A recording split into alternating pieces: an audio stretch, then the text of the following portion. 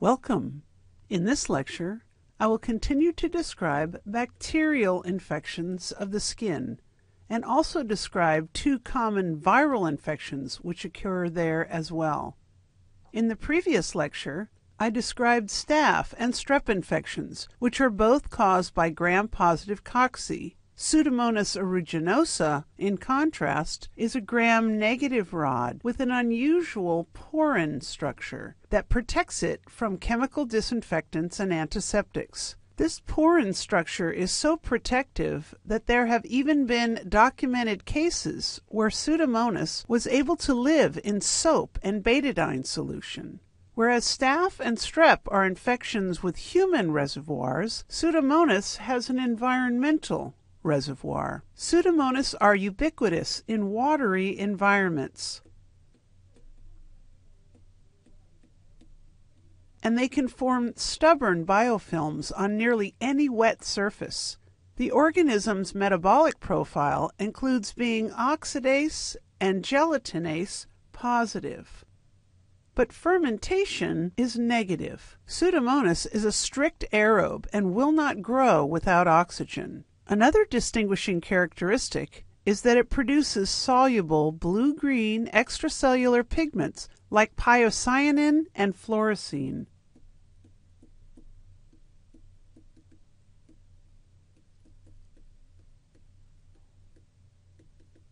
As can be seen below. These pigments are not only seen in the lab in vitro, but also seen in infected patient tissues in vivo.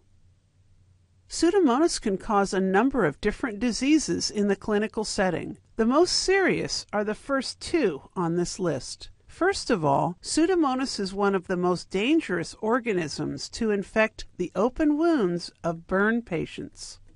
Without the protective barrier of their skin, patients are easily colonized with environmental or nosocomial Pseudomonas. Sadly, these infections quickly spread to the bloodstream and the patient may become septic. As Pseudomonas is a gram-negative, the LPS in its cell wall can lead to extremely high fevers and septic shock. Without aggressive and targeted treatment, these patients often die. The second major infection caused by Pseudomonas are serious respiratory infections in cystic fibrosis patients. Cystic fibrosis patients produce large amounts of bronchial mucus and frequently require moist respiratory treatments. Sadly, these treatments sometimes introduce the bacteria into the lower respiratory tract where they can cause pneumonia. Pseudomonas pneumonia is one of the leading causes of death in cystic fibrosis patients. Dermatitis is a much less serious but still common disease. Pseudomonas can survive in relatively high amounts of chlorinated water that's found in hot tubs, saunas, and pools. The disease is usually characterized by a self-limiting skin rash that lasts a week or so. Finally, otitis externa, or swimmer's ear, is the term for an outer ear infection, which means external to the eardrum. These types of infections are more common in swimmers, surfers, divers, etc., because their outer ear canal often remains moist, and this allows for the growth of Pseudomonas. Swimmer's ear can often be prevented by wearing earplugs or by thoroughly drying the ear after being in the water. As mentioned before, Pseudomonas has a porin structure which makes it resistant to chemical disinfection and antiseptics. It also produces an exotoxin which shuts down eukaryotic protein synthesis. Once an infection is established, Pseudomonas produces a large number of tissue-destructive enzymes like proteases and lipases. These enzymes contribute to its virulence and host damage. As for treatment, serious skin infections may require physical debridement and removal of the infected tissues. IV antibiotics in the gentamicin family are appropriate. For dermatitis and otitis externa, oral fluoroquinolones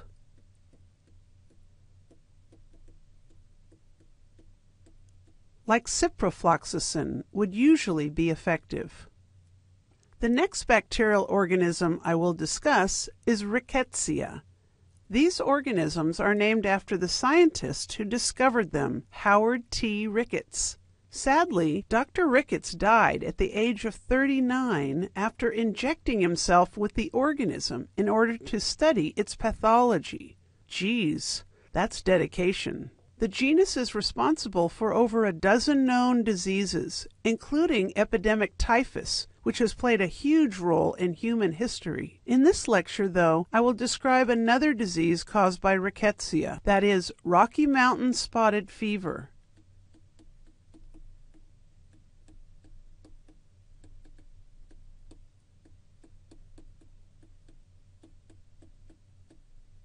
Rocky Mountain spotted fever gets its name from where it was first discovered, but as you can see from this map, it's actually more common in the Appalachian Mountains than it is in the Rocky Mountains.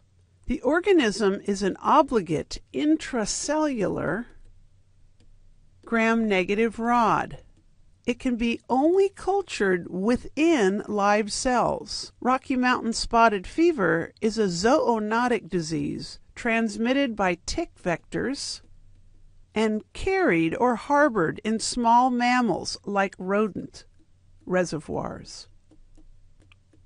As the name implies, the disease is characterized by a spotted hemorrhagic rash, a high fever, headache, muscle and joint pain. In untreated cases, damage to vascular tissue. And small blood vessels damage the heart and kidney and may lead to disseminated intravascular coagulation, or DIC. Again, that was disseminated intravascular coagulation. The incidence of Rocky Mountain spotted fever in the U.S. has been steadily climbing since the year 2000, and it is now considered an emerging infectious disease. The best way to prevent the disease is by avoiding the tick vectors. If infected, though, the organism responds well to treatment with tetracycline.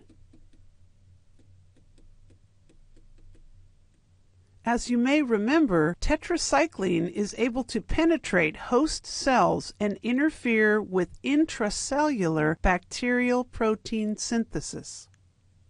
Next, I will begin to describe a few viral organisms that cause infections and lesions in the skin. The first is the varicella zoster virus, which causes the childhood disease chickenpox. Varicella is a member of the herpes family of viruses, which are enveloped, double-stranded DNA viruses. The distinguishing hallmark of the family is that they are characterized by lifelong latent infections. If infected in childhood, the disease is generally mild. The virus is transmitted through respiratory secretions. After an incubation of approximately 2 weeks, fluid-filled vesicles form on the skin, as seen here. These vesicles last for 3 to 4 days before crusting over and finally healing. The most serious complication of chickenpox is its ability to reemerge years or even decades later as shingles. The name shingles means waste and is a reference to the extremely painful lesions which often, but not always, encircle one side of the chest or waist as seen below. Shingles lesions are susceptible to serious secondary bacterial infections. Severe cases can also result in viral or bacterial pneumonia or even encephalitis. After primary exposure, the virus retreats to the dorsal root ganglion of the spine.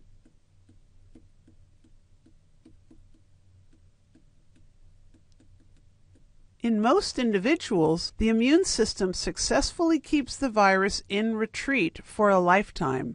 In others, especially the elderly and the immunocompromised,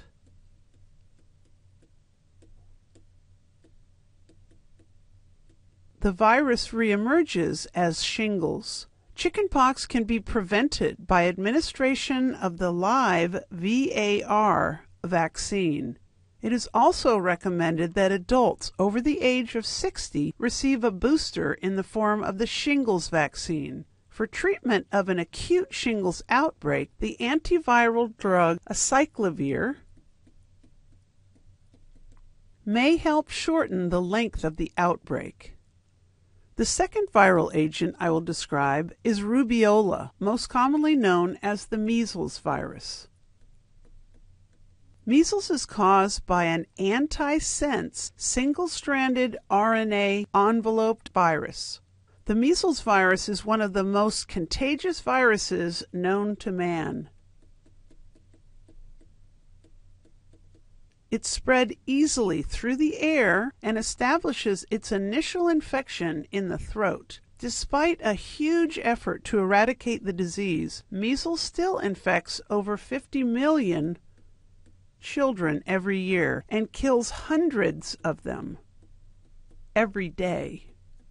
There is a safe and effective vaccine available, which costs less than $3 per patient. The map below shows the areas of the world where measles occurred in the first part of 2012. The disease was nearly non-existent in the United States by the mid-1990s, but sadly, measles cases in the U.S.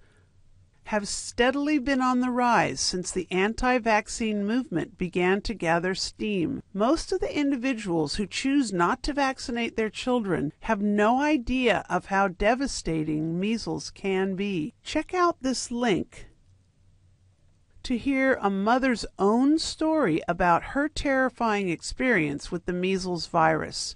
A typical measles viral infection starts out with a sore throat, followed by a rash that starts on the face and spreads to other body regions from there. The insides of the mouth often exhibit characteristic Koplik spots. The virus aggressively suppresses the host immune system, and there are frequent complications, including secondary bacterial pneumonias, but the most devastating complication is a viral encephalitis, which can be deadly. Those surviving the encephalitis are often left with permanent brain damage and blindness. The live attenuated vaccine, MMR, measles, mumps, and rubella, is protective 95% of the time, but it cannot be given until babies are 12 months old. It is therefore critical for all caregivers of infants to be vaccinated as well in order to protect the most vulnerable group to this devastating disease. More information on the fight to eradicate measles can be found in the textbook's Clinical Focus in Chapter 18. Check it out. Be informed. This concludes Skin Part 2.